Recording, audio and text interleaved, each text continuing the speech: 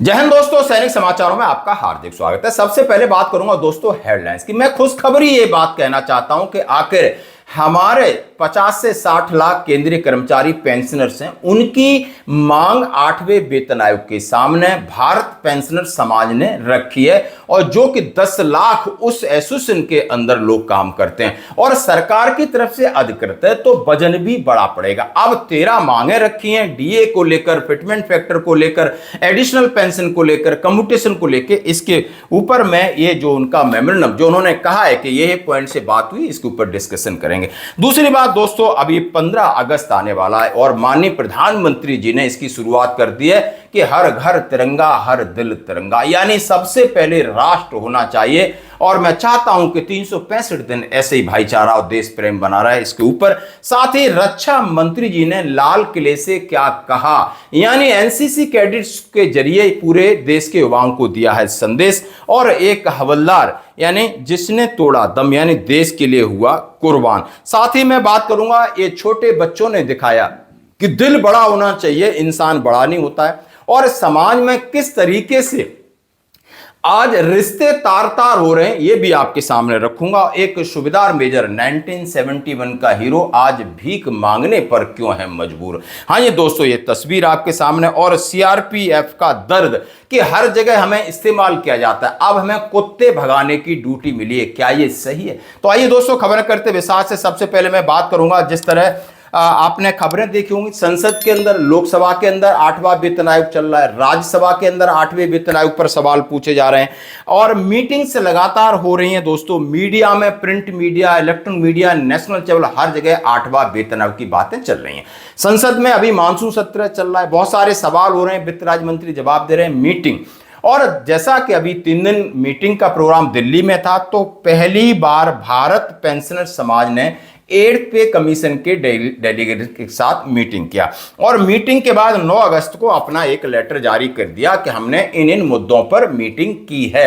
अब इन्होंने पहली बार पेंशनर्स की तरफ से एक delegation, publication ready news report उन्होंने जारी किया, आपके सामने रख रहा हूं। और लिखा है कि BPS present major pensioners demand 8th pay commission, यानी बीपीएस यानी भारतीय पेंशन समाज ने हमारी मुख्य मांग है यानी पेंशनर्स की रखी है। 7 अगस्त 2026 डेलीगेशन है भारत पेंशन समाज, कंप्रेजिंग श्री आर के चौहान इनके अध्यक्ष हैं, श्री अविनाश राजपूत जनरल सेक्रेटरी।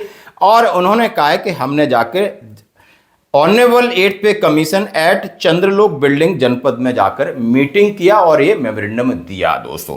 अब उन्होंने उसके बाद अपने बारे में कहा है कि जो भारतीय पेंशन समाज है 1955 में इसकी स्थापना हुई, recognise by the department of pension and pension welfare, यानी डीओपीपीडब्ल्यू की तरफ से रिकग्नाइजेशन है। नीति आयोग के साथ इसका जो स्कोबा है, आपने standing committee of volunteer agency, उनके साथ मीटिंग, पेंशन मंत्रालय के साथ लगातार मीटिंग होती है। और इन्होंने अपने 13 मांगे सरकार 8th पे कमीशन के सामने रखे। सबसे पहली मांग थी कि जो फैमिली यूनिट है उसको 5.2 कर दिया जाए, यानी 6 लोगों फैमिली मेंबर को, बच्चों को 0.88, पेरेंट्स को 0.88 और हस्बैंड वाइफ को 1 का वेटेज की बात की है। मिनिमम उन्होंने कहा पे 69 है तो पेंशन 45,000 होनी चाहिए। इसके साथ उन्होंने कहा है कि 1 जनवरी 2026 से हमको भी लाभ मिलना चाहिए, एरियर मिलना चाहिए, क्योंकि आपने टर्म्स ऑफ रेफरेंस में मेंशन नहीं किया, ना ही आप संसद में इसका कोई जवाब दे रहे। तो ये बात उन्होंने याद दिला दी कि पेंशनर्स को इग्नोर न किया जाए। जो वित्त अधिनियम आपने जो 2025 का बिल बनाया, कहीं उसको इस्तेमाल करके हमारी अनदेखी ना करो, ये भी बात की है। और सीधा कहा है कि जैसे ही डीए 3 महीने बाद डीए बढ़ना चाहिए और 25% के बाद मर्ज कर देना चाहिए और 5 साल के बाद ये आपका रिवीजन होना चाहिए। 5 साल के बाद रिवीजन की बात कही है। इन्होंने कहा quarterly revision of DA DR in the basis of 3 month average, point to point compensation and examination of merger of DA. उन्होंने कहा पॉइंट टू पॉइंट डीए मिलने की बात की है।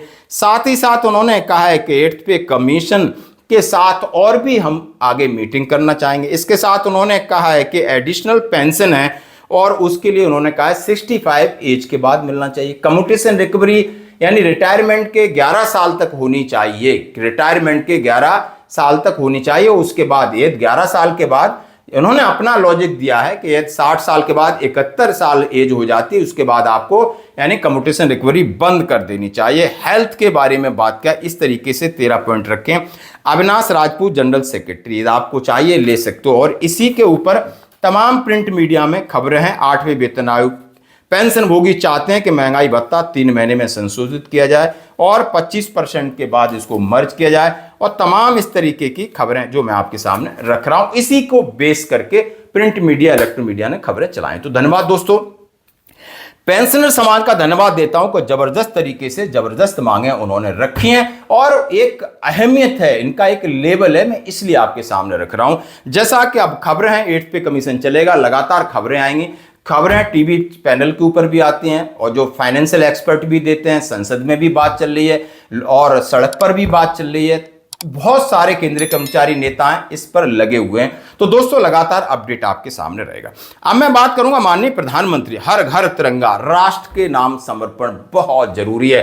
शायद मैं चाहता हूं कि हमेशा लोगों के दिलों में तिरंगा लहराता रहे। भले 15 अगस्त का एक ओकेजन है, माननीय प्रधानमंत्री जी ने संदेश देकर संसद से शुरुआत कर दिए, वंदे मातरम, भारत माता की जय, उसके साथ तिरंगा यात्रा का जश्न आप देख सकते हो।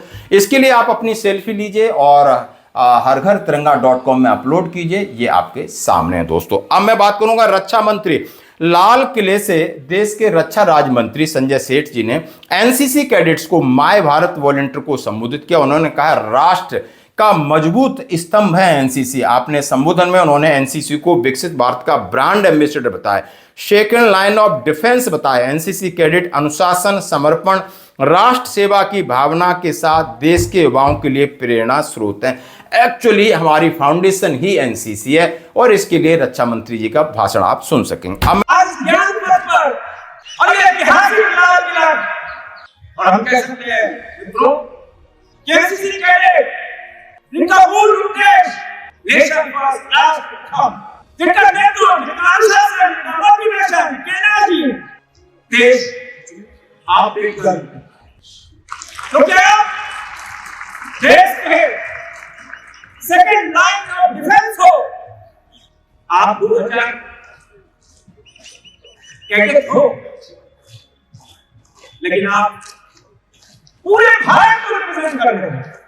एक एक कैडेट चाहे माई भारत का हो, वॉलंटियर्स, देश अपने घर करता है और आप सब विकसित भारत के ब्रांड एम्बेसडर, तो आने वाला भारत हो, आने वाले भारत के जब भारत अपनी आजादी के 100 साल मनाएगा 2047, वो भारत कैसा होगा, वो भारत किसका होगा? वो भारत आपका होगा, मजबूत भारत होगा, ताकत। अब मैं बात करूंगा हवलदार, एयर डिफेंस के हवलदार, मुंगेर के रहने वाले हवलदार संजीव कुमार विगत दिनों से बीमार थे। कमांड हॉस्पिटल लखनऊ में इलाज चल रहा था और उनकी यानी मृत्यु हो गई। उनका अंतिम संस्कार उनके पैतृक निवास पर किया गया। बात करूंगा, हाँ जी दोस्तों, एक वीडियो जो आपको कहीं ना कहीं कुछ सिखाता है, जहां बच्चों ने कोई कॉम्पिटिशन जीता, उन्हें फर्स्ट, सेकेंड, थर्ड प्राइज से नवाजा गया। जब उन्हें स्टैंड मिला तो फर्स्ट वाले बच्चे ने दोनों बच्चों को अपने साथ खड़ा किया, बोला इससे कोई छोटा बड़ा नहीं होता है, जिंदगी के कंपटीशन बराबर है, लेकिन हम तीनों खिलाड़ी हैं, हमारा लेवल बराबर है।